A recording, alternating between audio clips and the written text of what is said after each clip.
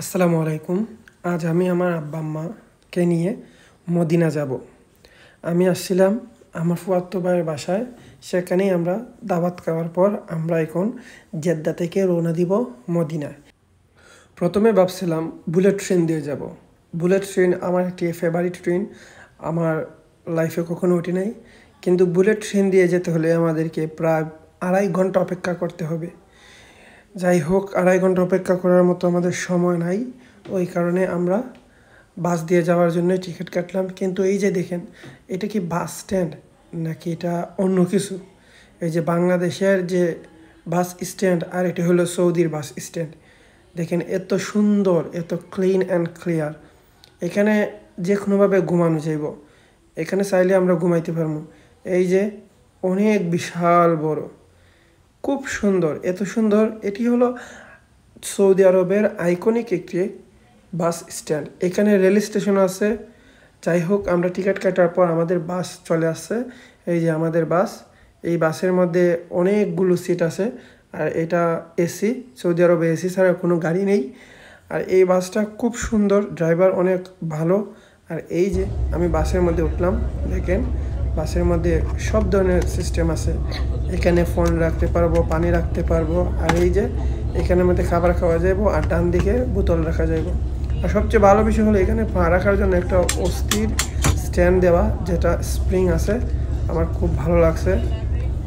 কিন্তু এই যে বাস একদম ফাঁক, বাসের মধ্যে কোনো মানুষই নাই। আমি বুঝলাম না যে এত বড় বাসের মধ্যে কোনো মানুষ নাই। যে আমি, আমার আব্বা, আমার আম্মা সহ আর মাত্র 3 জন ছিলেন। এই যে পিছনে 3 জন, আর পুরা বাস ফাঁকা। বসতে বসতে আমরা এই জায়গার নাম কি ভাই?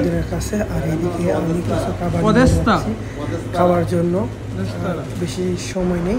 আমরা হোটেলে আসলাম। হোটেলে আসার পর রাত জাগার পর আমরা এখন আবার বাহির হলাম এই যে মদিনা শহর। এই যে মদিনা শহর অনেক সুন্দর, কত সুন্দর সুন্দর স্থাপনা, এগুলা দেখলেই মন ভরে যায়।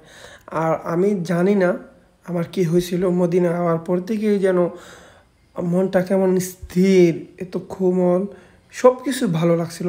যে জায়গায় যাই ওই জায়গায় আমার ভালো লাগে, যার সাথে কথা কই ওই জায়গায় ভালো লাগে। মদিনার মধ্যে জিনিসপত্র প্রায় অনেক সস্তা, আমার খুব ভালো লাগছে। আর তাদের ব্যবহার, মদিনার মধ্যে গাড়ি চালক, তাদের দেখেন আপনারা, এই জায়গায় কোনো ট্রাফিক লাইট নেই, তাদের কোনো ট্রাফিক লাইট লাগে না। সবাই এত সুশৃঙ্খল, কত সুন্দর কথা শুনে, আসলে তাদের দেখলে মনটা জুড়ে যায়।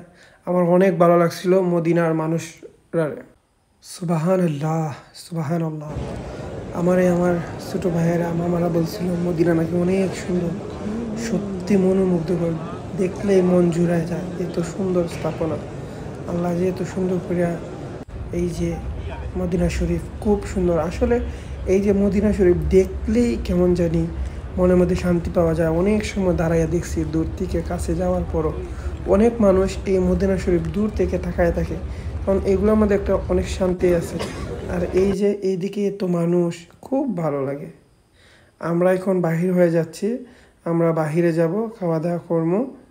আমরা এই যে অট্টালিকাগুলো অনেক সুন্দর সুন্দর, এত সুন্দর দেখতে, খুব ভালো লাগে। আসলে আমি কেমন জানি হয়ে গেছিলাম। এখন আমরা যাব কিছু কেনার জন্য। আমার কিছু জিনিস লাগবে, আমার আম্মার এবং আব্বারও কিছু জিনিস লাগবে। আমরা আবার চলে আসলাম নামাজ পড়ার জন্য। আমরা নামাজ পড়ব এবং এই মসজিদুল হারামের মধ্যে অনেক সময় স্পেন্ড করব।